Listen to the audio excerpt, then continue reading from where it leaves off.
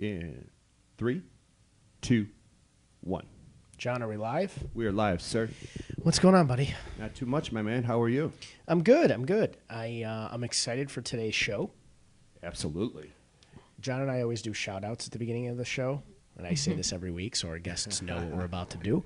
And John always one-ups my shout-outs, usually 2 or 3-ups my shout-outs, actually. It's usually about somebody saving a kitten or a puppy or a baby, and then I just wish somebody a happy birthday. Come on now. So, before we do that, how's your mom? She's doing good. All right. Surgery went well. She's doing really, really good. Good. Like always, she's more worried about me than I am her. Just even at the day of surgery, she's like, "Honey, you want me to come and let the dog out if you're not going to be home?" And I'm like, "Mom, just stay home. You're her baby. You recover." So thank you for asking. How about you? Shout outs? Of course I got shout outs. Here's Hold the on, we've list. been doing this now. I let him go first because I actually think of the shout outs while this is happening and try to one up him every week. So, actually, I got 2 shout outs. The first one is personal. My brother and sister-in-law just celebrated their 30th wedding anniversary. Ooh. October 22nd, Congratulations. 1988. They got married down in St. Louis. It was awesome. I was the best man, and he gives me credit for being his good luck charm that they're still married all these years. So they're going on a cruise soon. Bill and Sue, happy anniversary, and take me on the cruise with you, please. Secondly, I'm going to put a graphic up. We've got a gentleman coming in next week. His name is Ryan Marks, and he's the owner of the VIG, which is not far from here, actually. But November 5th, they are doing a fundraiser called the Herd Fundraiser, which is benefiting research to battle mental health challenges, which is very important. He does a ton of good work, and I told him, because it was so important, that we would make sure that we promo it a little bit before he comes in. So there is a graphic on the screen. We'll talk with him a bunch about it next week, all that's involved. But he does a lot of good work, and check this out leading into next week, and then maybe we'll see if we can do some tickets or something next week. Very cool. Yeah. So those I see the graphic. are my shout-outs. That's all I got for you. Well, again, you probably one up my shout-outs. My actual shout-out is going to be an event shout-out as well. Awesome. Shout-out to Ryan Cotter and the guys doing the LA Real Estate Rumble, which obviously raises a ton of money every single year for charity. Yes. This is the second year in LA. I know they're trying to push a larger event than last year. Good old Al Brown, our buddy, is actually boxing in it. We'll see if he actually makes it to boxing. I love Al Brown, but he might pull out. But if you know anybody in LA that's in the real estate construction or lending business, and you guys can tell them about the Real Estate Rumble, please do. It's November 15th. I will share something in the link later to the video to show the event space, the date and the time, but help these guys out in LA, because if they're successful in LA, they're going to move from LA to Miami, and then I think eventually to New York, and do this across the country. And instead of raising $75,000 to $100,000, hopefully raise $250,000, $500,000 for charity. So shout out to those guys, because they're I agree busting their 100%. I know that they're working towards a Las Vegas situation. They are. It's going to be in years to come. That's going to be fun. The idea, I think, and Cotter might correct me if I'm wrong, is to do big cities and then have a real estate related kind of championship in Las Vegas that raises a ton of money for charity. I'll attend that. Maybe I'll box in that. Who knows? I will attend that. I will not. I'll produce the work, but I will go out and enjoy it. So shout out to them, because they're really doing their very, very best to get traction in LA, which is not as easy as in Chicago, because we obviously have a big sphere of influence here. So, Right. Big brothers, big sisters. my shout out. Very good. Great shout out. Look at that. Right off the top of my head while you were going. That was good. Let's get into the show, because I have a feeling that we're going to go through an hour really, really fast with these two. Concur. My first guest, Melanie Giglio. We were going back and forth on how we were going to pronounce her name. -Vakos? Correct. I got it right. Of Yes. Compass Real Estate and Team MVP. Thank you for coming on. Thank you for having me. Let's chat a little bit about real estate in general. But before I get into that, tell me about Compass, because they're the talk of the town right now. Everybody and anybody in real estate they'll talk about Compass. Some people know what Compass is. Some people make a lot of assumptions, but they are definitely the newest, coolest kids on the block. So tell us about Compass and your experience there. I appreciate hearing that. Yeah, Compass it's amazing, amazing company. I mean, essentially, they're a technology company that would not be here without, a real estate, realtors. So it's pretty phenomenal because if you just look back on how real estate has, evolved and I guess I should say how much it has not evolved. And Robert Refkin, the founder of Compass, had really take note to that and has now changed what real estate was and is making it just evolved it to 2018 2019 times, and it's pretty phenomenal. Just from all the technology that we have at our fingertips and taking it even to our signage. Those cool signs that are coming they're out. pretty cool. Yeah, well, I mean, are they out? So they're rolling out this month. Okay. I'm waiting for my first one to come. It should be coming any day, but it's pretty cool. It's got Bluetooth capability in it, so someone could just walk by, see the sign, and it could just pop up on their phone and talk about the property. So it's pretty phenomenal. For those of you who don't know, go Google Compass Real Estate's signs. They're super, super cool. They are super cool. The only cool. thing I hope doesn't happen, and it's probably happened to you as a realtor, is kids steal signs. I hope nobody steals these things. I think it's going to be pretty hard to. They're probably chipped, right? Yeah. So you can find them. Yeah. I am sure that they are, okay? Because what they do is, everything that they do They've thought with regards about to that. technology. Yeah. So neighborhood kids, don't steal the Compass signs. They'll come to your house and find them. But they're super, super cool. And we have they're cameras on it too, so we'll watch you and see if you're. We'll know. I wish I had cameras on a couple of my signs that got stolen. I had a listing way up north in Algonquin, of all places.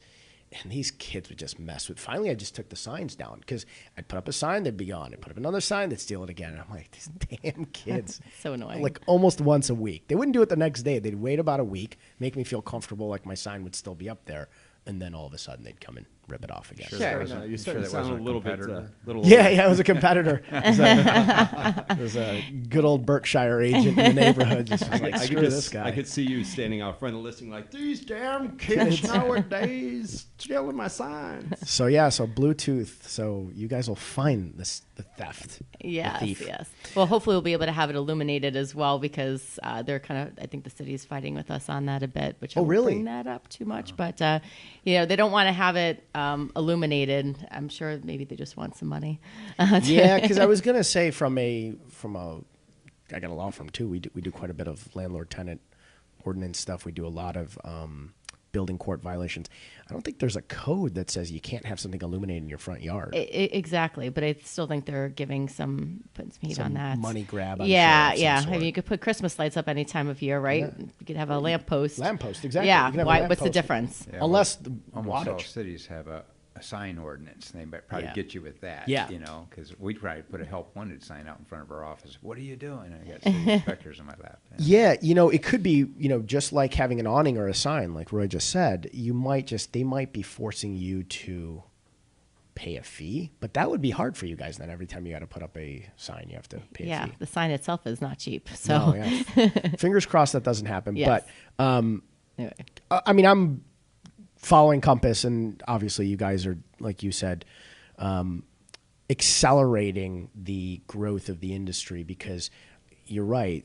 Historically, real estate, even though it's a multi-trillion-dollar industry, it's been stuck in the mud and stuck in the ancient ages, and it's even more so out in the suburbs. I think the city agents are a little more with it than the suburban agents. A little more progressive, yeah. Yeah, in the suburbs, it's really, really slow. But yeah, you guys are doing a really nice job of forcing everybody else to up their game when it comes to the tech side of real estate. Yeah, it's pretty exciting.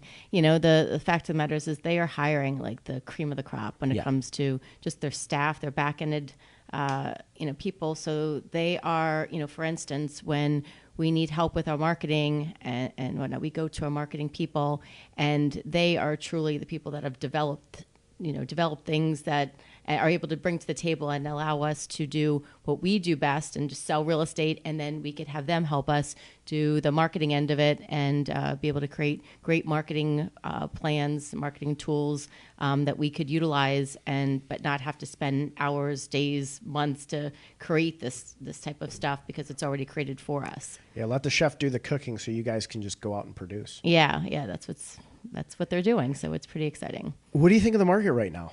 I get this question 10 times a day now because the market's shifting slightly. I have my thoughts. Yeah. Well, it depends, right? It depends. If you're a buyer, it could be great. Yeah. If you're a seller, it could be great as well for different reasons. And if you're an investor, it could be even better. Yeah. So, markets definitely you could feel things shifting a little bit. We are still extremely busy. But then again, we are a pretty active team, so we don't really see, things slowing down nearly as much as I think maybe some others do. But, it's just what we're seeing now is that you have to be priced right. Yep. Okay, you can't just give, so much of a cushion anymore. You really should be priced at market value or even just below that. It's about being the best property at the best price, and those are the properties that do sell. And they'll sell quickly, but when they are priced really aggressively. I concur 100%. I think people got this notion that, oh my God, it's a seller's market, and for some areas it still is. But we can price a little bit high and test the market, and then the home just sits and sits and sits. And Always. The newest, cleanest, freshest looking home that's updated obviously is going to move quickly, especially when priced right.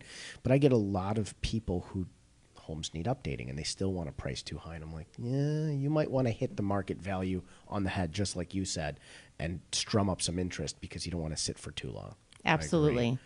It's so important these days to make sure that your home is in tip-top condition out the door. Yeah. I always tell people, most of the time it's about just refreshing, just painting the entire home, getting new carpeting. Staging is always of utmost importance. And by doing those things, those key items, usually you'll have a lot more success than just putting it on the market at a lower price. Because you haven't done any work, it's always going to have more success when you do all of that work and then price it accordingly. I concur again. I think we have the same mindset when it comes to listing real estate. The increasing interest rates, have you seen people complain about that? And what are your thoughts on kind of the rates having gone up a little bit? Yeah, sure. Well, being in the industry for over 16 years, we've seen it go up and down. Certainly we haven't seen it going in that 18% range, right. But I knew about it, but I wasn't, working during that time. But I haven't seen such a significant difference yet because I still feel like it still is low. That's what I tell people. 5%. It's only 5%. Historically low. I think people have short-term memories, and they say, okay, in 2013 it was 3.25, and now it's 5. Yeah, but a few years before that it was 7 or 8. Exactly. And way before that it was in the teens. So historically, and I tell my clients all the time, you're getting a loan somebody's giving you a loan for hundreds of thousands of dollars for 30 years. 5% is not a big interest rate. It really is not when you look at it from that perspective. Yeah, absolutely.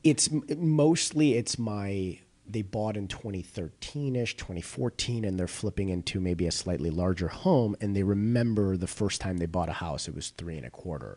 So now they want to buy and it's 5, and they're like, well, why are rates so high? And I have to coach them on, they're not that high. You just bought at the lowest of the low when it comes to interest rates. 100%.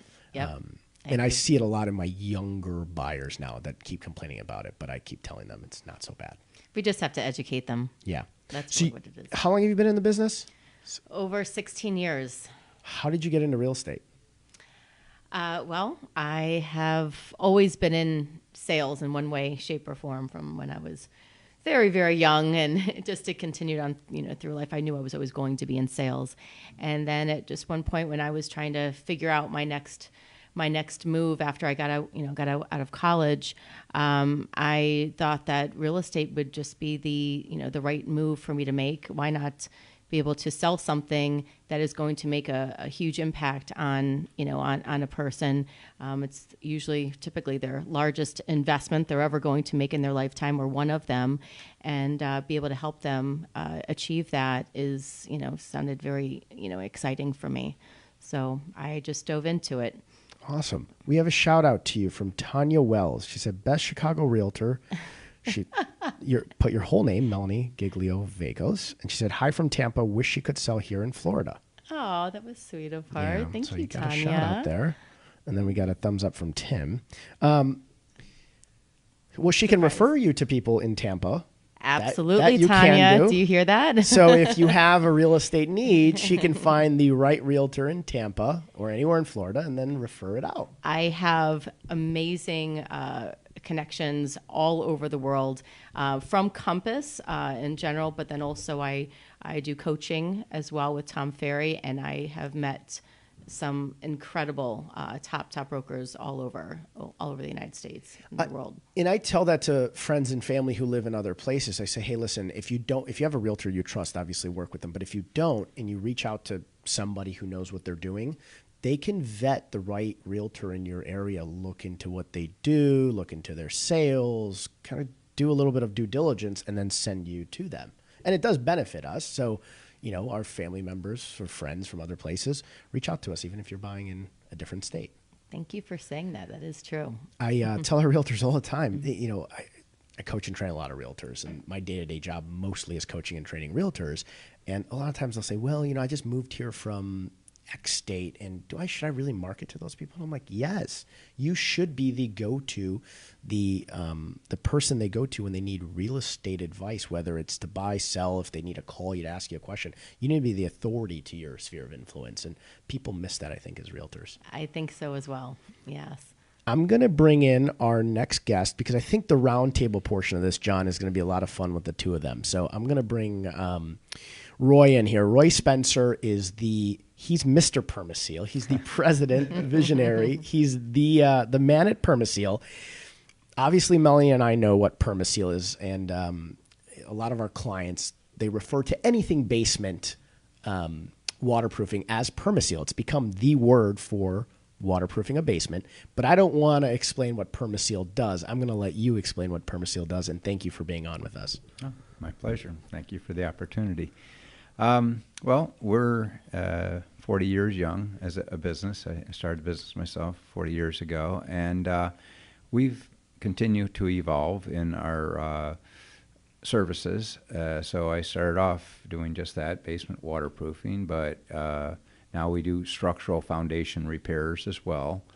We have, in our efforts to help keep basements dry all the time, we've gotten involved with sewer backup because people's basements flood, not because there's anything wrong with the basement, because the sewer's back up, but there's water in their basement, so they call it Permaseal. And so we've found a way to help those people. So we have a plumbing division now so that we can help prevent sewer backup. We can do sewer rotting and cammering, and so people's basements don't flood because their sewer's backed up, and things, either municipal sewer backup or just household because tree roots and things like that. So we have a plumbing division. We have electrical.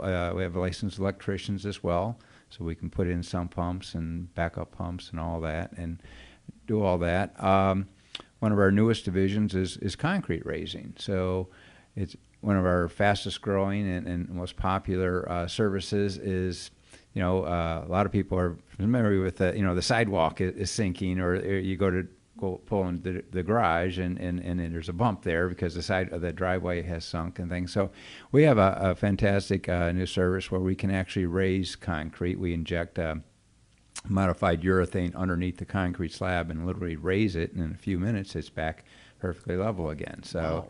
It's so we listen to our clients, and they're, from day one, they say, hey, can you do this? Can you do that? Because they like having a contractor they can trust. And so, hey, can you fix my windows? Can you do the roof? Can you do this and that? So we have to make sure that things that we do, that we can really do very well. And so we're very circumspect about the services that we do. But once we have identified something that we can do better than anybody else and create the best value for them, then yeah, that's a permaseal service. So right now, I say we do crawl space encapsulation is another thing. There's a lot of dirt crawl spaces you folks see, and things like, whoa, I wouldn't go down there in a bet. Well, we can turn it into a very valuable, usable part of the house. And so when the building inspectors or realtors go, oh, I got to look in the crawl space, and they open it up, and whoa, wow, look, bright, white, clean, and say, what is this? That's my permasealed crawl space. A big chunk of our business is crawl space encapsulation. So I say we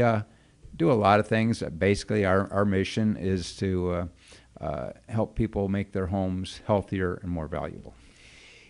You guys have evolved so much. I mean, it's like you've taken all the needs that somebody has when it comes from foundation, basement, crawl space, and you hit every single one of those now. And I feel like anytime somebody, and Melanie's probably going to agree with me, goes into a home and is viewing it and is thinking about, what are my concerns about a house? It almost always goes to my basement or my crawl space. Agreed? 100%, yes. If we tell them the roof is old, they'll say, okay, that's going to cost some money. But the idea that maybe a drop of water would hit a basement makes people panic and run out of a house. So what you guys do really helps Melanie and I out quite a bit, because it brings comfort to them to let them know, hey, listen, this doesn't have to be a permanent problem. There's a permanent solution to it.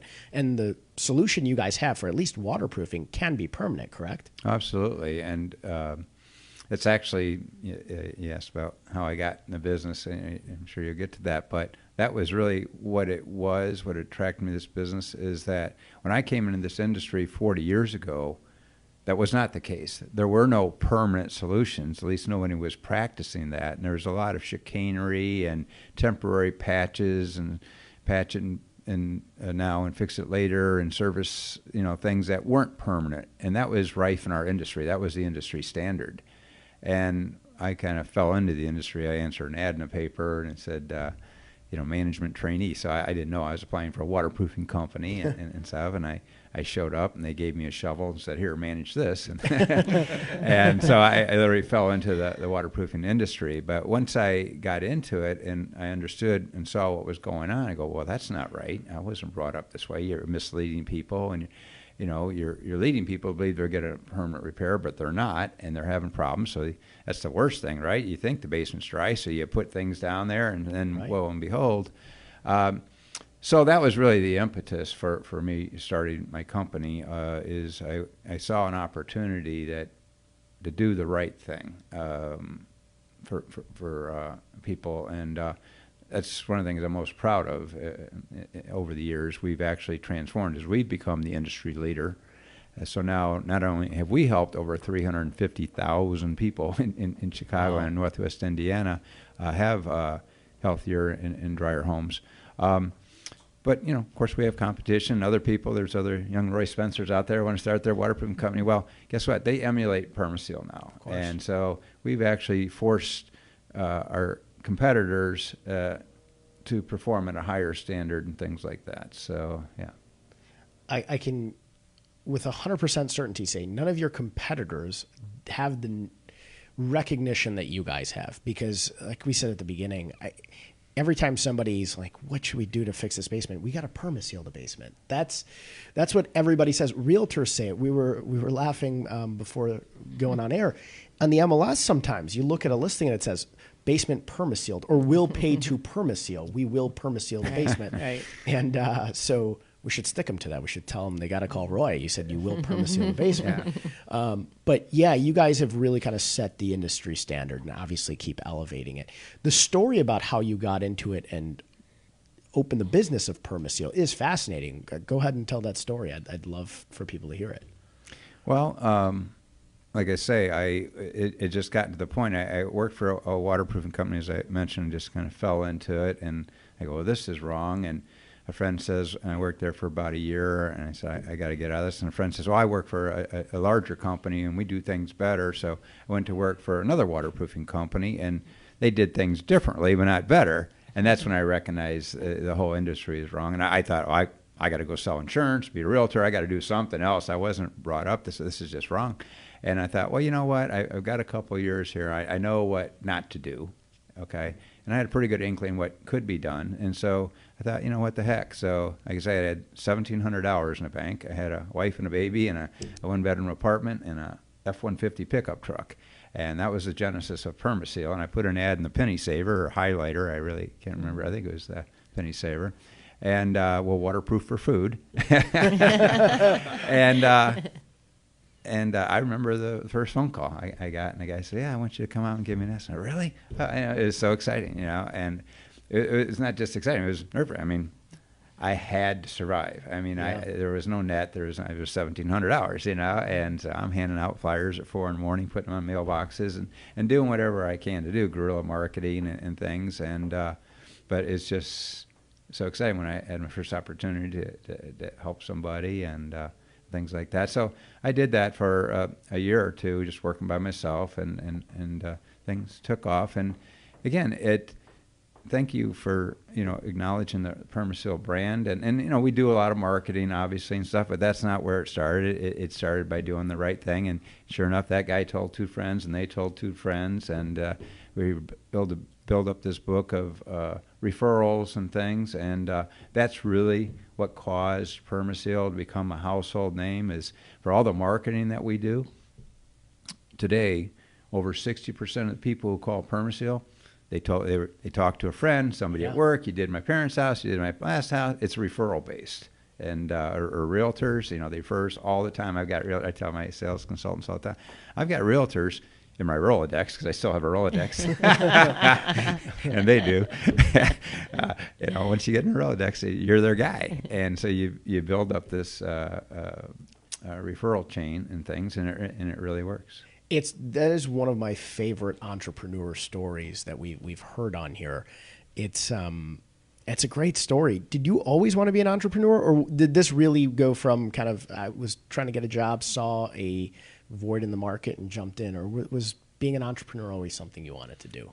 Well, it's funny. I bumped into a cousin I hadn't seen for years and years and years, and this was some years ago. But anyhow, I said, well, you know, I was telling her I'd started my business, and I'd been in business for 10 years or whatever, and I said, you know, I never, you know, set off to start my own business. I always thought that I was going to, you know, do the American dream. I worked my way through college, get a college degree, go to work for the corporate world, work my way up the corporate ladder, and hopefully become a manager or, you know, like that someday. And it didn't work out that way. When I got out of school, I took a job in retail for Kresge's. They own Kmart's and things like that, in retail management. I go, okay, here I go. I've launched my... And I was there, like say, not much in a year, and I go, wow, this is awful. Yeah. And I didn't mind the long hours and all that's involved in retail, and that didn't bother me at all. But it was the, shall we say, the political world and the corporate BS that, like, wow, why am I, you know, oh, the district manager's coming in and get your notebook and have him sign it. And I go, what? You know, I don't understand. And I recognize I was not going to thrive in the corporate environment, you know. And so that's when I put the ad in the paper and went to work in the waterproofing business. So anyhow, back to my story with my cousin. So years later, I'm telling her, well, I didn't set out to start my own business. And she just laughed. She says, Roy, when you were a kid, she's a couple years older than me, we watched you, and you mowed lawns and had paper routes and worked the drugstore and picked up pop bottles along the highway. And you were always, and of course I was, but I never thought about that. And so I wasn't very entrepreneurial as a kid. I had to be, because I always say I had a privileged childhood. I grew up poor. And so I had the privilege of learning. If you want something, you go out and earn it. And that's true. And because today, a lot of kids don't have that privilege, and things are given to them, and they come easy to them and things, so they haven't learned that. So,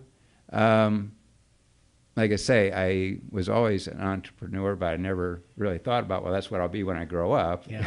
But it turns out that's what I was meant to be. The work ethic was definitely there. Yeah. And then you found that void. So, and this is a question I honestly don't know the answer to. Melanie might. If somebody wants to, let's say we have a basement, and you want to keep it from flooding, but you're not going to go all the way to sealing a basement. Any good tips about 1, 2, 3 things you should do? We know you got to have a sump pump. Anything else that you should be looking for doing? Backup batteries? Well, first and foremost, not all basements have sump pumps, and a lot of old basements, they were never built with sump pumps, and they're dry. They don't have one. If you don't have a problem, don't fix it. Okay, but most basements, most modern basements, you can't build it without a sump pump, and there's a reason for that, because you're digging a hole in the ground and to put the foundation in, right? Well, what's water want to do? It wants to run down and fill in around the foundation. So everybody has water and water pressure around their foundation. And most of us have clay soil, so water is trapped between this real hard unexcavated clay and your foundation, creates pressure.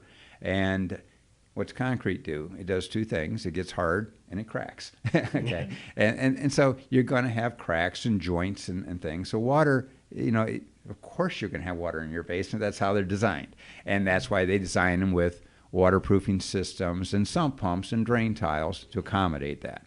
So you're right, Mo. I mean, you look at it and say, well, all basements are going to leak, and people used to think that. Well, of course basements leak. That's what they do. And in our parents' generation, like I say, there was no option. Even if you called a waterproofing contractor, your basement was still going to leak. Yeah. So I can understand how that perception has formed. But it's really not the case now. We have the technology and the tools and the ability to make your basement dry no matter what, no matter how hard it rains.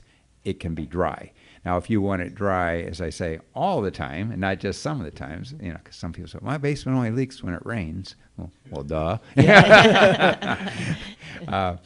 at Permaseal, our clients have basements even when it does rain, even when it rains really hard.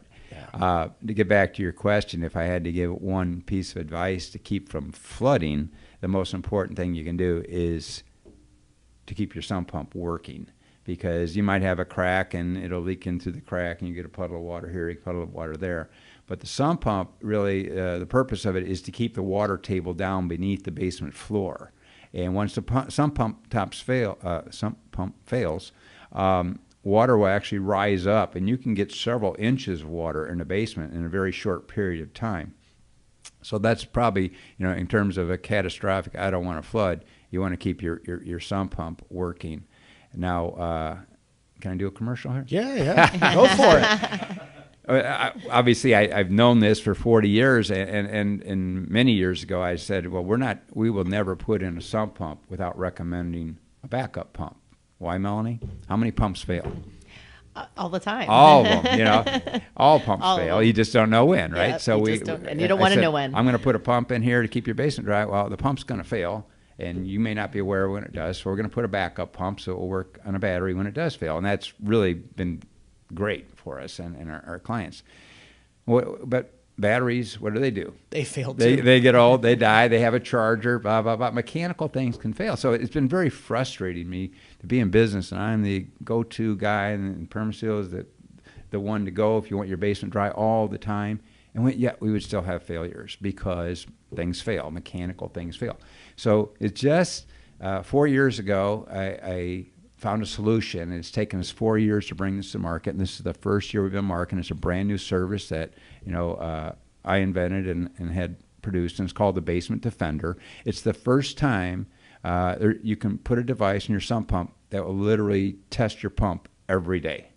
Wow. Because people say, how often should I check my pump? You told me, that to avoid a flood, I should check my pump. Well, how often should I do it? Once a month, twice a year, every day, because you don't know when that pump's going to fail. And typically, when do you find out? During a bad storm. And then what do? It's too late and things. Or I thought I had a backup pump, and, well, it's not working. Who knew? Okay, right. Well, now you will know. So we've got an app on our phone for the Basement Defender, and at 8 o'clock in the morning, you're going to hear your pump run temporarily, and then you can hear your backup pump run temporarily. And if there's any problem with either pump, the battery, or the charger, you'll get a notification on your app. Hey, your backup pump's running. Maybe you should check your primary thing. So I'm really excited about that, because now you can really, as close as we can get to ultimate peace of mind, knowing that your basement's not going to flood. That is amazing. How much would that cost? For you? Yeah, for me. Maybe Melanie too. Yeah, me too, please. No, it's and my clients. It's about $860 installed for the unit, and then for the monthly fee, get the app and notifications and things, then it's like $11.95 a month. It's worth its weight in gold. Well, if your clients or you've ever cleaned up through a basement flood just one time, I have. It was just times. like, and if you can, that will keep you from that ever happening again. That's a small price to pay. Oh, I agree. We were talking off air. I have some flooding problems in the new house I bought, and I'm going to have you come by and take a peek at it. But if you've ever been through a flood, you 100%, that's pocket change to fix it. Melanie, have you ever had any crazy flood horror stories now that we're on this? Too many, unfortunately. And that was just one thing that as you were talking, my wheels were turning here.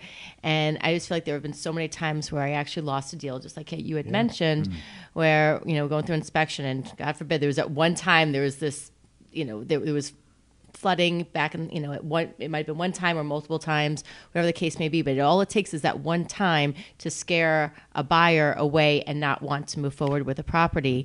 And that's been like the hardest thing to, reel them back in and say, listen, this is not that big of a deal.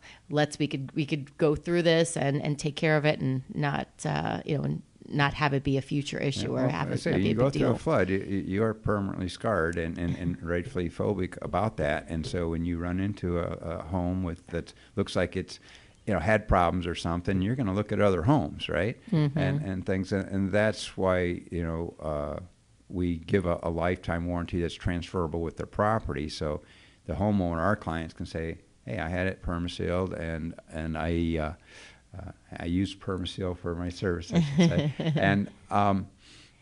and we haven't had any problem. And I've got a guarantee that if you ever do, Permaseal will come back and repair it absolutely hard charge, and that usually gives people that's as close as peace of mind as you're going to get. Of course. And so now that warranty does transfer over to the new homeowner? Absolutely. We really don't know or care who's living in the house. We're guaranteeing that house. And that's so that's amazing. what differentiates ours from a lot of other ones. Yeah, that is a differentiator for sure. That's some of the competitors. It's your lifetime of ownership of the house, and it doesn't go to the next person. Right. Yeah, no, that's really exciting. Well, and again, we have a couple like that, or several, and one of them even restricts it. Okay, we'll do it for the next buyer. They'll do it for the next buyer. And in my frame of mind thinking is like, hey, if this is a permanent repair, I'm going to stand behind it. What difference is to me who owns the house? Yeah. If I did my work right, the basement's going to be dry, irrespective of who lives in it. Right. So why would your warranty be restricted to that? All that is a telltale sign they probably haven't done, permanent work that they're confident in standing behind. Mm-hmm. No, that makes sense. We have a question from Alex Egan. Does Perma do drainage systems outside of the house? Also, they do demo/restoration if the basement does flood? Yes and no. We absolutely do outside drainage systems. Sometimes a lot of our work is done inside, and we can do it year-round. But there's always choices, and we can do the work inside or outside, depending on the nature of the problem. Usually, outside involves excavating and things like that. We also do subsoil drainage and yard drainage. So you got a low spot in your yard, just needs drainage, just like a landscaper would. We can put in yard drainage, and we do a lot of downspout extensions and sump pump drainage work and extend that away from the house. But sometimes we also excavate houses and do the waterproofing from the outside, so we don't have to disturb the inside. So there's always a choice to be made there. So yes, we do that. As far as demoing after a flood, there are companies that do flood restoration, and so we would strongly recommend, if you had a flood, to get a reputable company in there to do flood restoration, because they will decontaminate things and really dry things out. Then we can come in and waterproof it so it doesn't happen again. But a lot of people, it's not just a matter of mopping the water up and pumping the water out, because especially if there's wood products or drywall or something, all that should be removed. And again, it's a case-by-case basis. If it's just a matter of removing drywall, we can do that. But if there's carpets to be removed and people want things restored, probably refer them to a restoration company that way. Sure. But a nice thing about our estimates is that they're free. Okay, so you have a water problem, a concern in your basement, give us a call. We'll come out. We'll tell you what we can do and what we can't do, and we customize every solution, because what we're going to do in your house, Mo, is going to be different what we recommend in Melanie's or John's house. So everyone is different. So let's see if we can help you. You know, one thing I just thought of with the Basement Defender was actually one of my horror stories. For people who travel a lot and have two homes, this is even more valuable. I had a client one time in Skokie, and Melanie might appreciate this. Sometimes people will call you and say, hey, I'm thinking of selling my home, but I'm not there. You know, you can gain access. Somebody will let you into the house. Can you go take a look at it and put a value on it? So I go to this home in Skokie, and he hadn't been there for 2 months. He was down in Southern California. And I walk into the house, I go into the basement, and there's like 1.5 feet of standing water. And I was like, oh my God. I called him right away. I actually FaceTimed him so he could see it. Yeah. It's like, I got bad news for you. And I kind of turned the phone, and he gasped. And got somebody in there to, you know, drain it out, take care of it, and tear up the basement. Tons of mold. People don't realize when water sits for a long time, the next byproduct of that is mold. And something like the Basement Defender, especially for people who spend a lot of time away from their home, that's a crazy value. It's really a no-brainer. And there's two other features I didn't even mention. In addition, why it's doing the daily testing of the pumps, it also tests the temperature and the humidity level in the basement. So if anything's at variance of that, you'll get a notification of that. So you're on vacation in Hawaii in January, enjoying a good time, pipes freeze or something and stuff, and you know, might not be the pipe burst or something, but maybe the pump's not running or whatever. But the temperature in the house has gotten 50 degrees or lower. Absolutely. Well, it goes beyond the boundary. You're going to get a text app and say the temperature in your house now is 50 degrees. Say, what's going on? Before your pipes burst. Wouldn't that be a good thing to know? Yeah. So that's why we have the temperature sensor in there, and the humidity level is the same thing. Typically what happens is the house is locked up, and it's once the humidity level in the basement, which is where the humidity level is highest in the basement or crawl space, gets above 60%, mold just takes off. I mean, you have mold in your house, I have it in my house. Everybody has mold, but it's dormant, and that's a good thing. Once it becomes alive and starts thriving, then it really propagates and takes off, and it contaminates the air. About 60% of the air you breathe upstairs is coming from the downstairs environment. So very rapidly, it's a very dangerous and bad thing to happen. So you want to maintain that humidity level. And so, again, we sample the air every day and let you know what the humidity level is in your basement so you can take action before something like that happens. It's fascinating you said that. Smart home tech has become such a big thing. I was at the Chicago Association of Realtors. Actually, it was the NAR. They're in the NAR building now. They have I don't know, Melanie, if you've ever visited their tech center where they test all the new tech. You got to go. I think it's open to realtors. You can actually just schedule a time and go. Okay. And they said the next big movement, and obviously you have like the Alexas and you have smart thermostats. They said the next big push, and this was last year when we went, is air quality in homes is the next wave of big smart home tech, smart home tech movement is the air quality. Yeah. So you guys are on that already. Well, we just like the other parts of our services that evolved, because I used to waterproof people's basements and just that. Now I'd put in the drain tile and sump pumps, fix the cracks and everything, and it'd be all dry. And we go through a really hard storm and said, Roy, we're very happy with the work.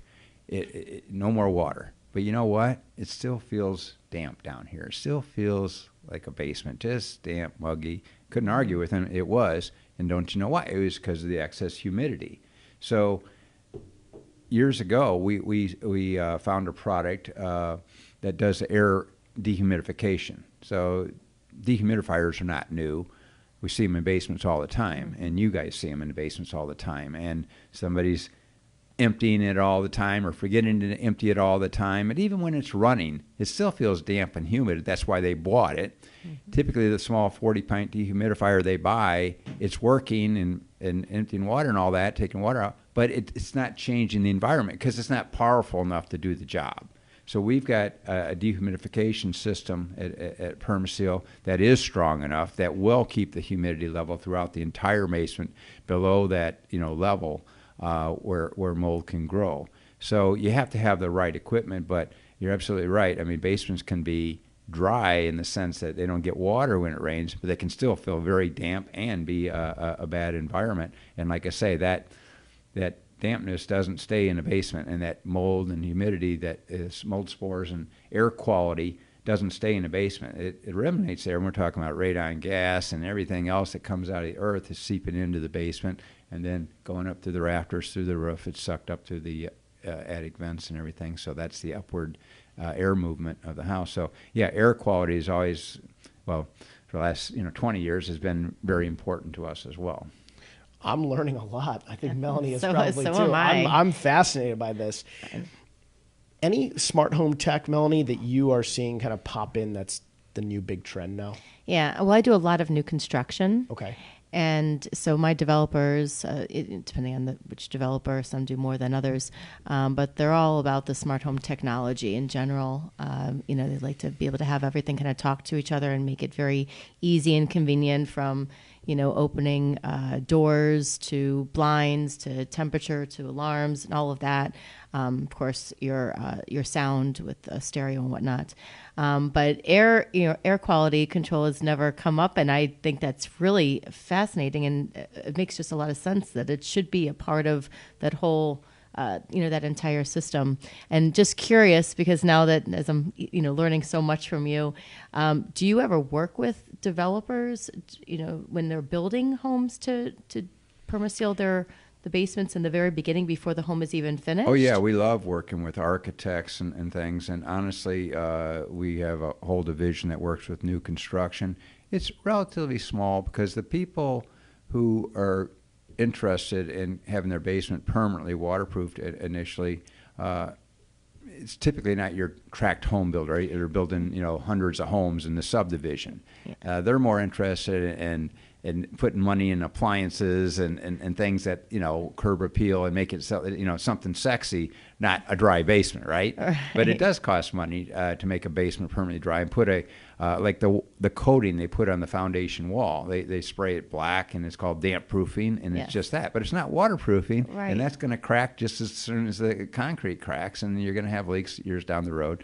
So the builders we deal with are people who typically they're custom home builders. They're very concerned about their name. They know they're going to get a call 8 years down the road from the guy, "Hey, Bill, you built my house and it's leaking." They know they're going to get that call, and they don't want that call. And so they're willing to spend the money. And so they design their houses around our specifications, and they think it's money well spent. So when they're building this beautiful home for people, and they know they're going to spend a lot of money in their basement with the home theater and stuff, they don't want to take any chances. So they're going to call PermaSeal, and we're going to design a system that will be as bulletproof as possible.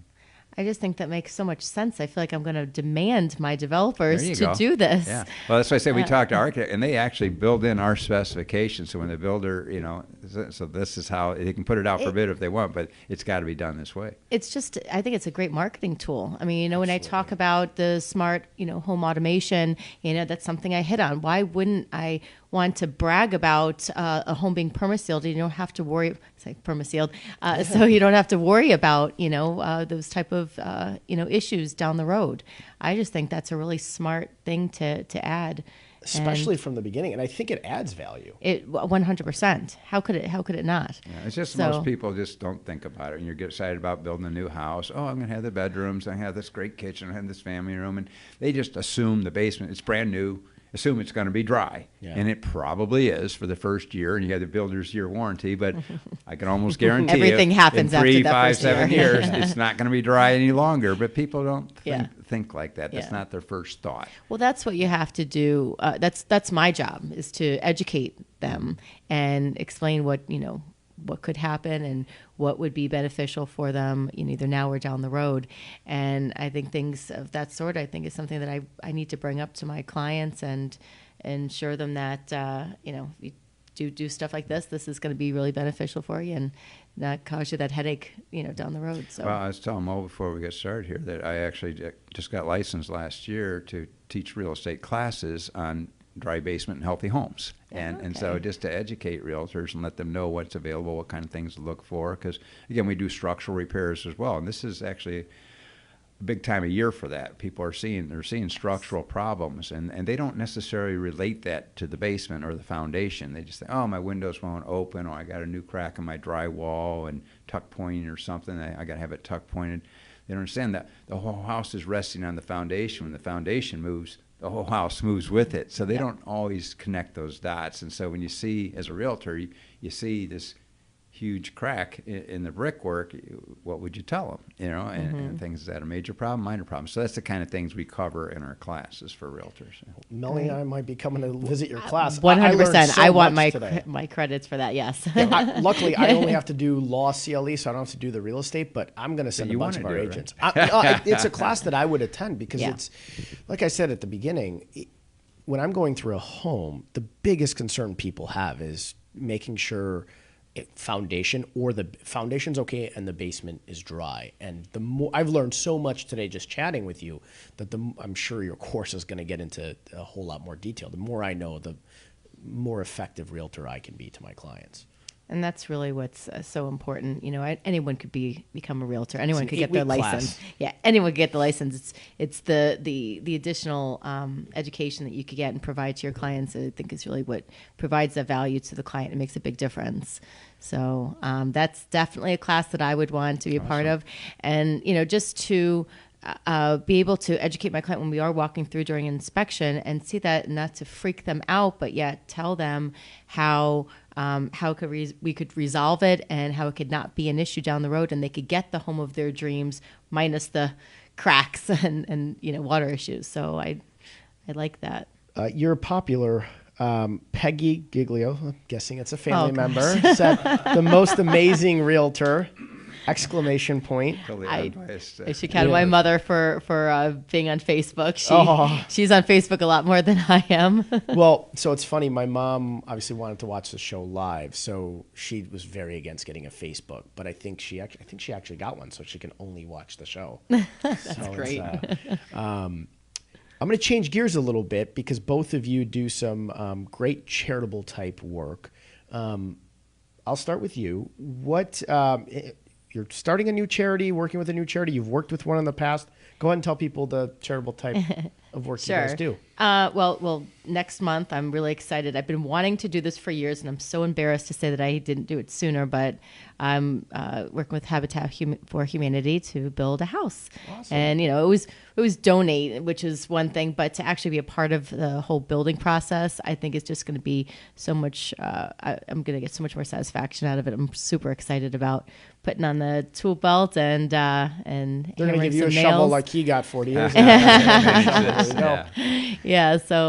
So we're doing that. And I've always just been a big advocate of Immerman Angels.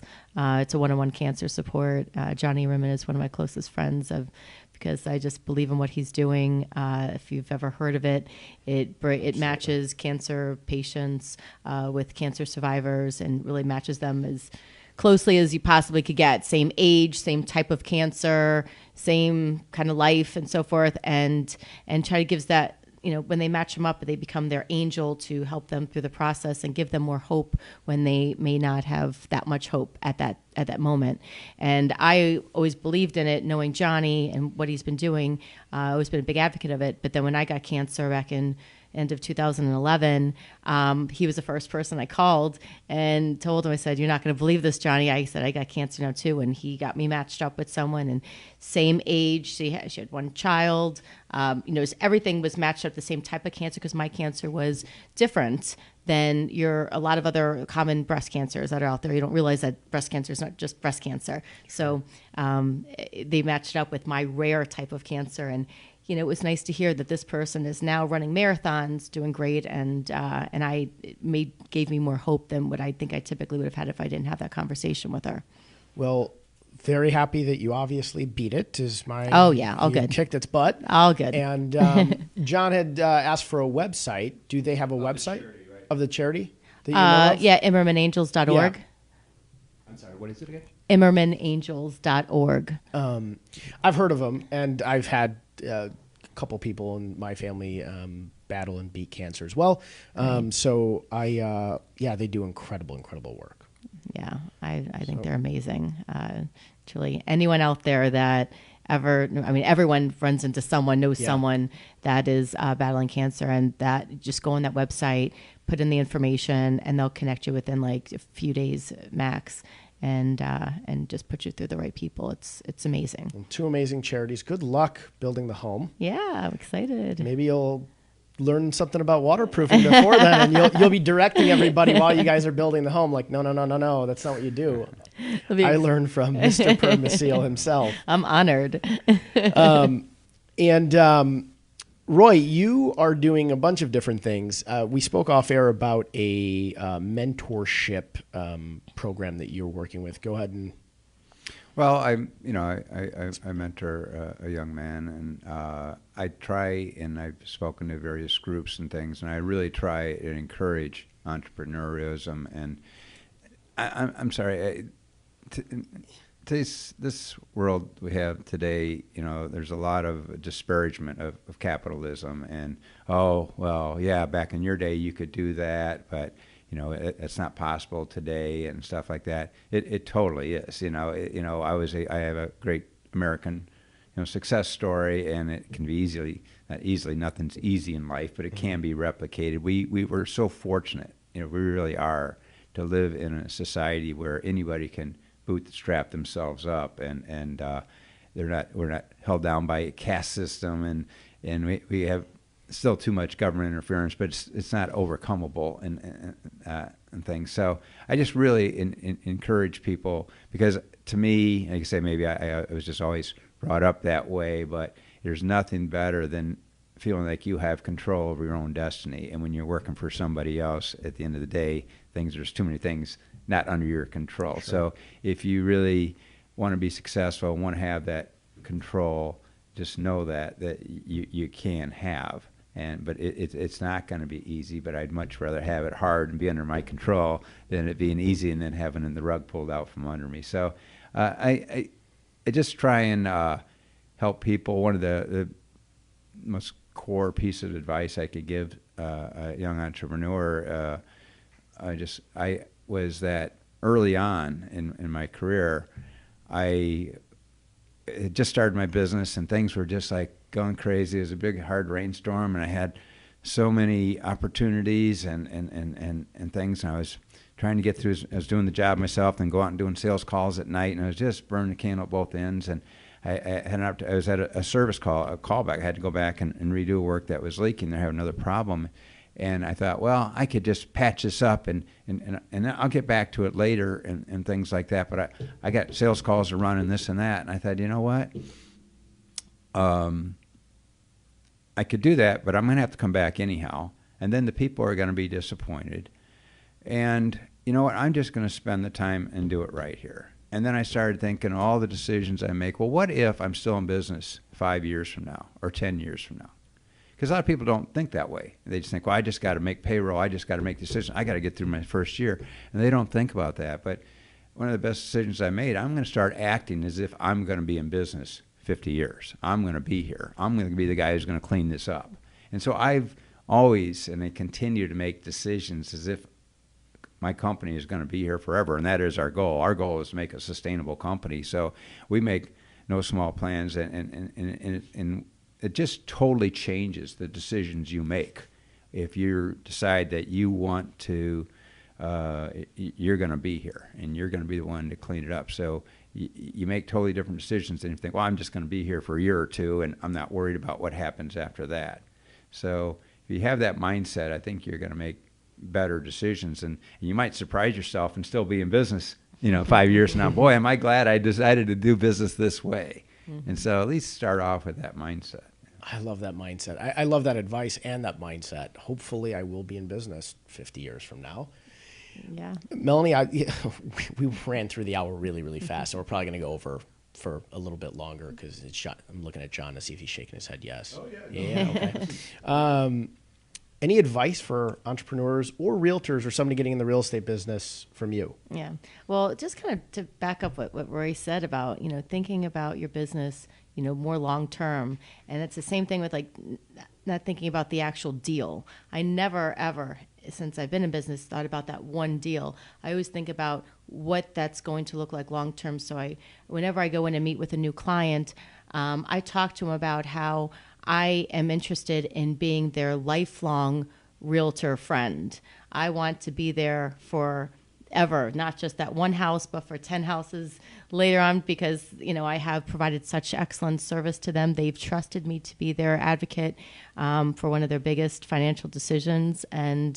And to me, that was the most gratifying, thing, is to be able to have someone long term. I think about my best client, the Hawkinsons, if they could ever hear me out there. I sold them their first house, and then their second house was the first deal I ever had, and I've sold them 6 houses since then. Wow, and they went from 0 kids to 4 kids, and it's just so amazing to go through that. But you're not going to get there if you don't provide excellent customer service, and you continue to do that. And you can't expect to have this long-term business with anyone if you don't continually follow up with your clients and provide value to them at all times. I learned that one time when I was just so busy and just going through the motions, and not realizing that I need to always constantly connect with my clients. And I let that go for a while at one time. And then I remember getting a call or calling one of my clients. They're like, yeah, we already sold our place. And I go, what? Are you kidding me? You didn't use me?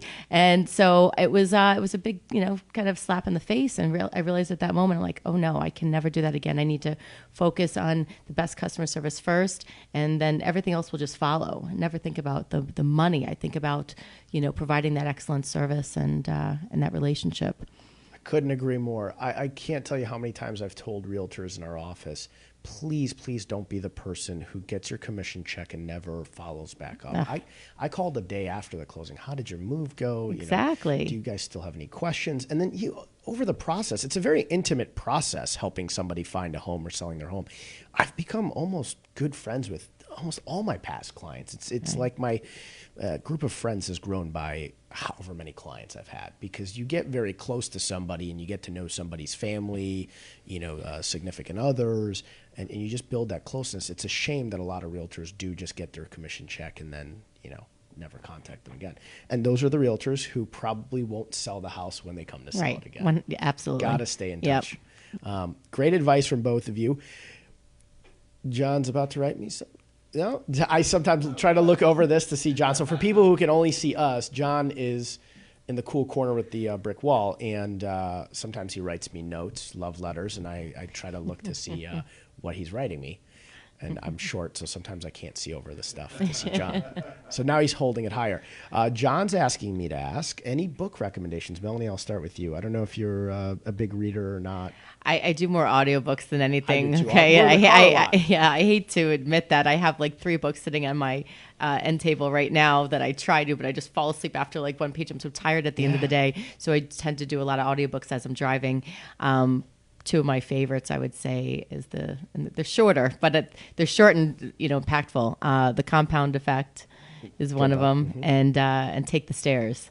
Okay. Yeah. Never read that one or listened to. They're incredible. Actually, I read both of those. I didn't actually do the audio. I don't think there's anything wrong with Audible. So I, like you, I'm in my car all the time. Actually, people tag me in traffic photos on social media because I have so many traffic photos up, and it's become a thing.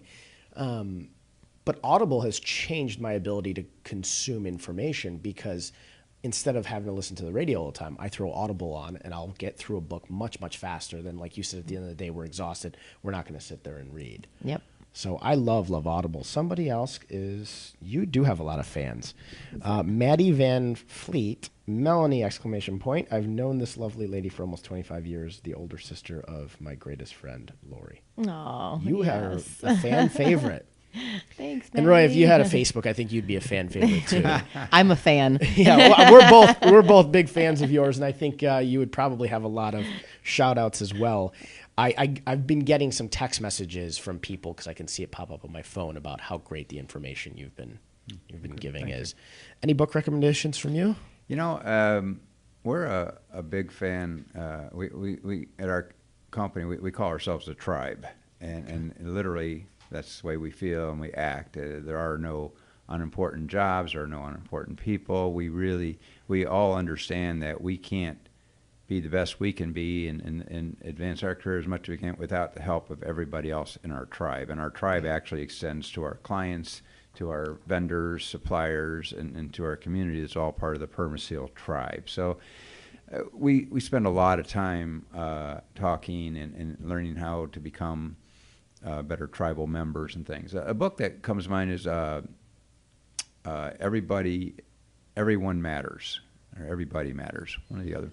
And it's by Bob Chapman and Raj Sisodia are the authors, but it talks about just that. And I love it because Bob Chapman has a very big manufacturing company, international. He's probably got 6,000 employees, and yet everyone matters. And they work very hard at making sure everybody understands that. So we've got 200 employees, back up from one. I went from one of the world's smallest waterproofer to one of the world's largest, but still, that's a lot of people, a lot of families and stuff. And like you say, like you're talking about your clients, we just care. You just care about people and things like that. So if you, particularly if you're at the top of an organization, you own your own company or something, I'd strongly recommend that book because it really helps keep your focus on and that it's people that matter, and it's incredible the resourcefulness of people and what they will do when they're engaged. So we're all about employee engagement, because if you're passionate about the place you work and you believe in their cause, our cause is to make the world a better place. That's our company mission, And so if that resonates with you, you want to work at a place that's working towards that end, and you want to work with other people.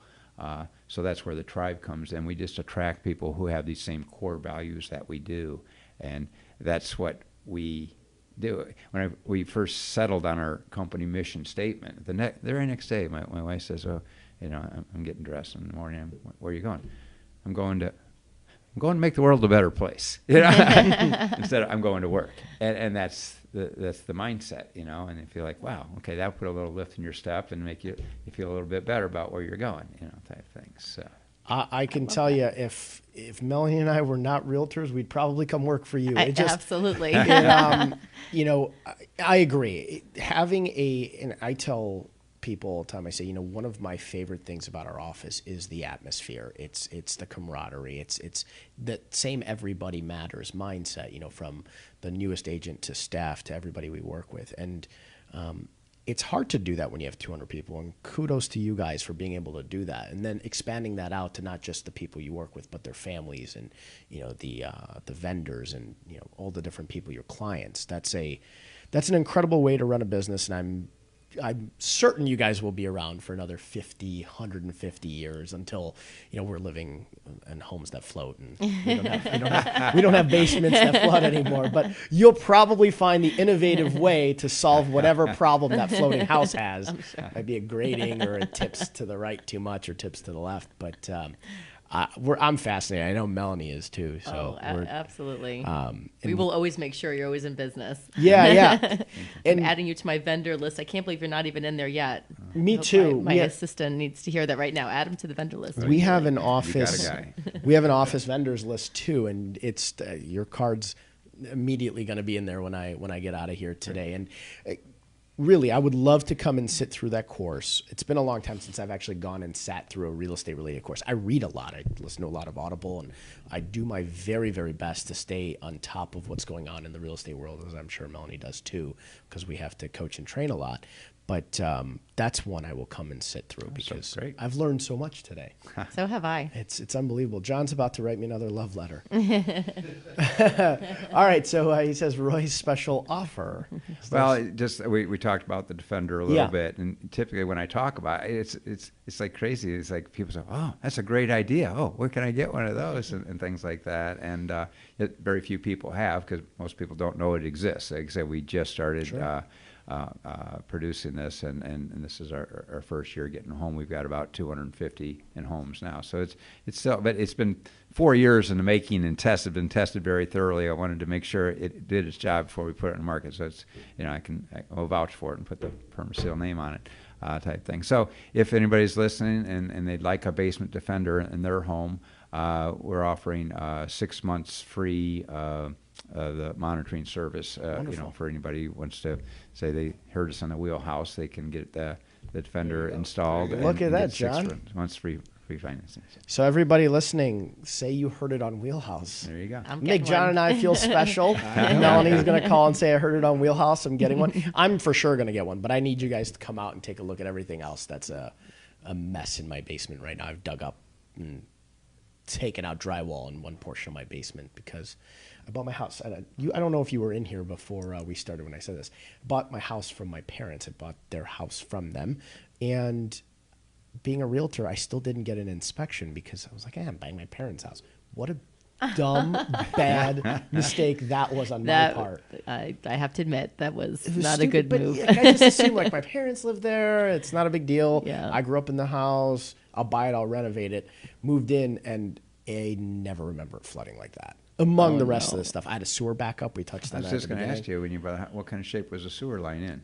Well, backed up 2 to 3 weeks into us moving in. I started hearing a dripping sound as I was going to sleep. I said, did I leave a tub or something on?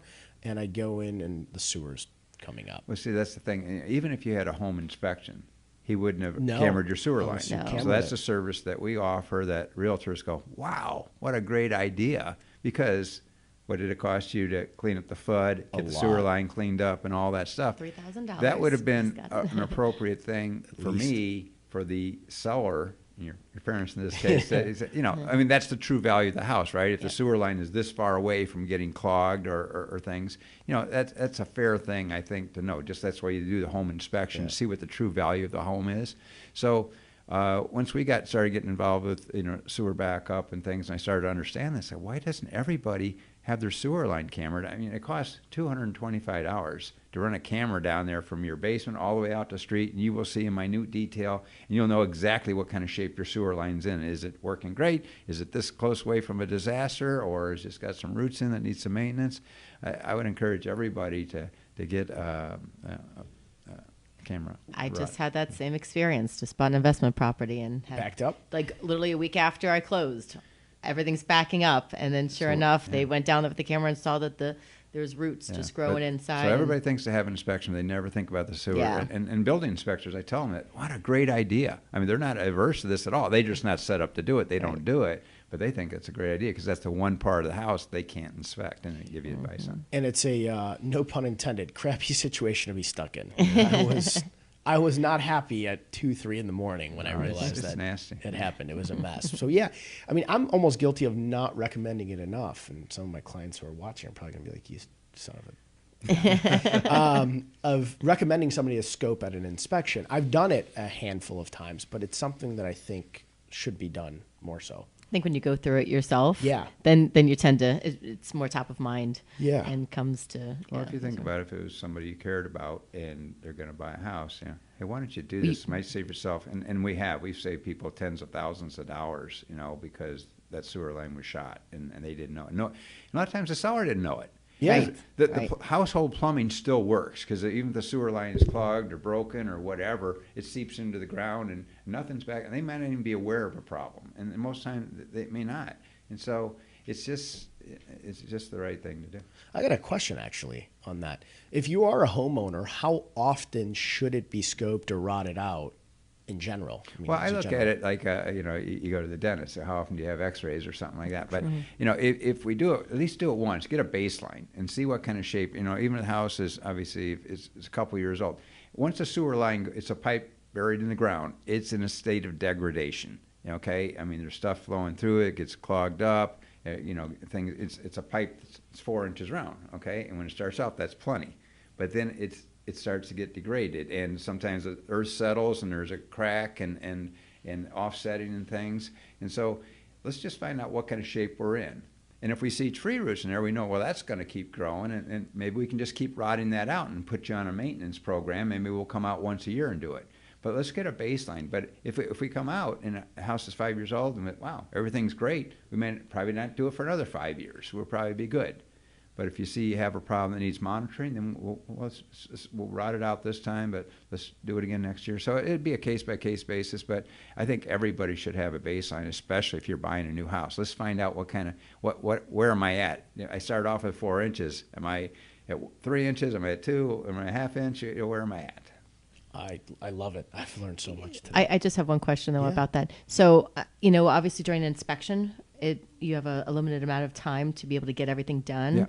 do you have people that could come out there quickly during like that quick? Because I know that things don't happen very quickly when it comes to, it's not even just your type of company. It's, it's many different companies. It's hard to get people out there very quickly. And I know we've dealt with realtors for years, and we understand you have timing needs and things. So that's why it's nice to, when you're or in your Rolodex, and I'm your guy, because then do you hear that, everybody? I got a guy. We got the guy. We got the guy.